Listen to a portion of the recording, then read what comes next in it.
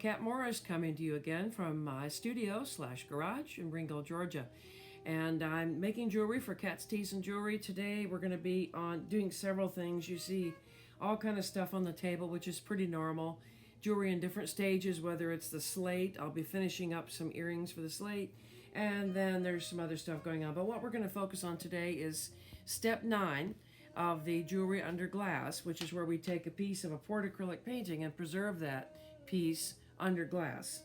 So these have been through all the other 8 stages, the most previous 2 being one we've glued onto the painting, like these over here.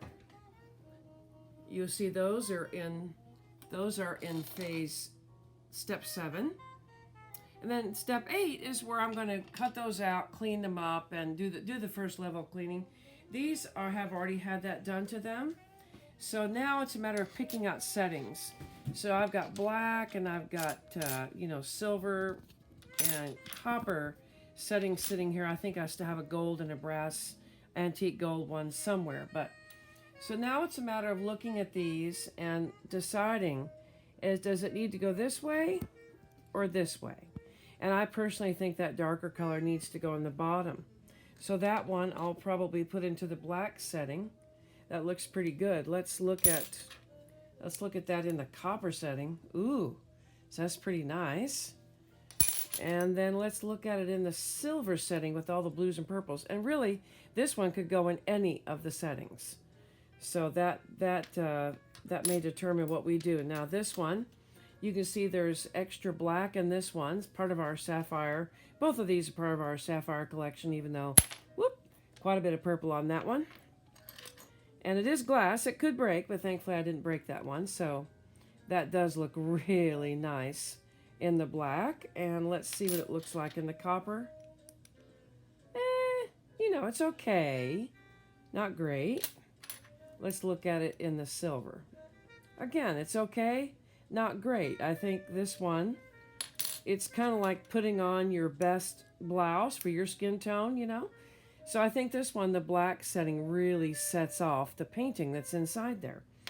And then we've got a couple more here we'll glue. And so this one, you can see these swirls go that direction. So probably it needs to be set in this direction. And I was just scraping off a little glue. There is a final cleaning. That would be one of the final steps. But all right, so this one I'll set like this, and let's see what it looks like in copper. Not a lot of the copper paint showing, so it's just okay. And let's look at it in the black.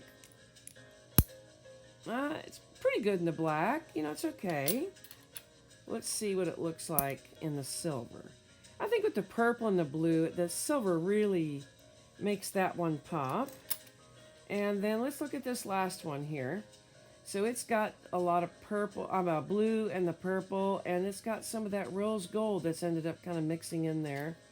So I'm thinking that the copper, this may be a good one for the copper, and that does look pretty nice. But let's look at it in the silver just to be sure.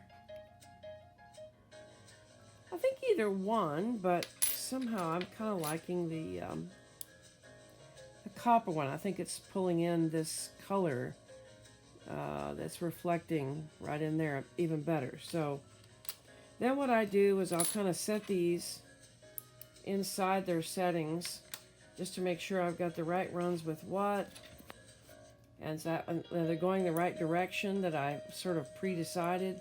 Let's definitely look at this one again upside down, so that one could go either way. That's just personal choice. So we'll set each one of these then outside the setting where it's going, and then they'll get glued into this little metal setting. So this is diamond glaze,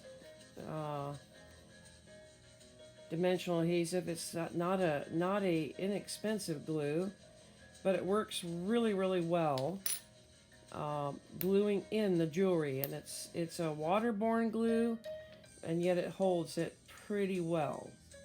Cabochon, as they're called, into this bolo setting. That is really going to be sharp. The guys really like these. Now on the back of this one, because of the way my glue is coming out of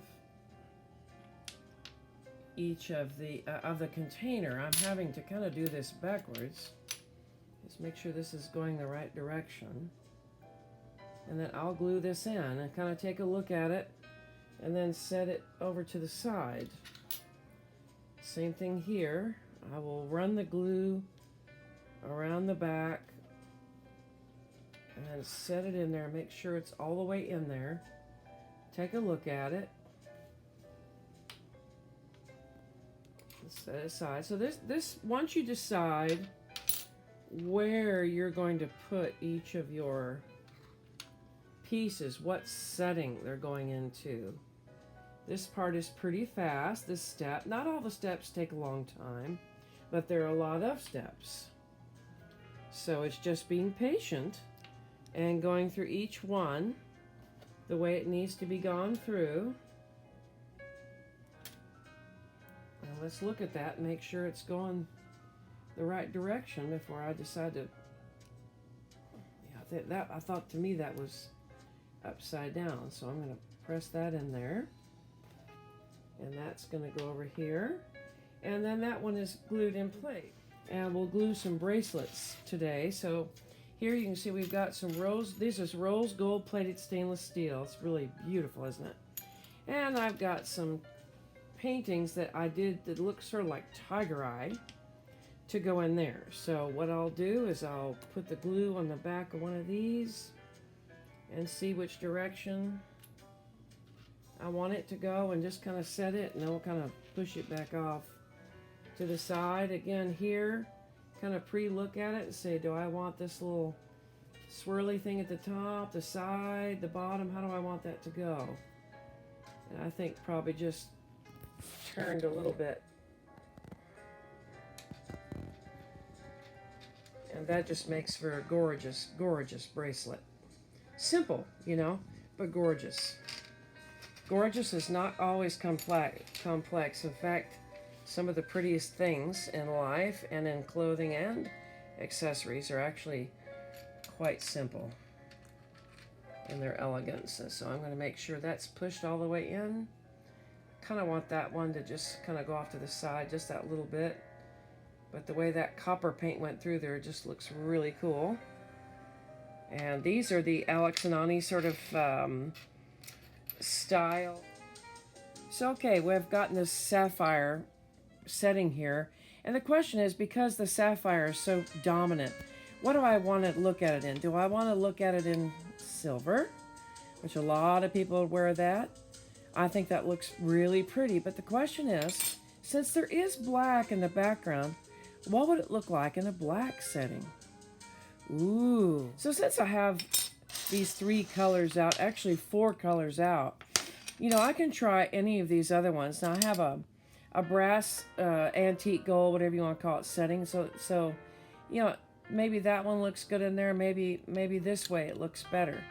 And, you know, I may try copper. I don't have a lot of options in this rounded rectangle. So I'm not real excited about that. So I may try something else later on that one. But like this one, you see this has got, you know, a lot of predominant purple. So will it look better in the antique gold? That's pretty nice. Will it look better in the copper? That looks pretty good. And the orangey color of the copper is a nice complement to the purple. Okay, so that may be how I go. What about the silver? Now that is actually pretty nice. And then of course I will try the black. And ooh, wow, that really sets that off. So it depends on how many of these black guys that I have. But I do have a couple of these other ones out for you. What I saw was a predominant gold in this one. And again, part of our sapphire collection. And so automatically I went to an antique gold, and that does look really, really pretty. Whereas this one is predominantly the sapphire, right? It's really nice.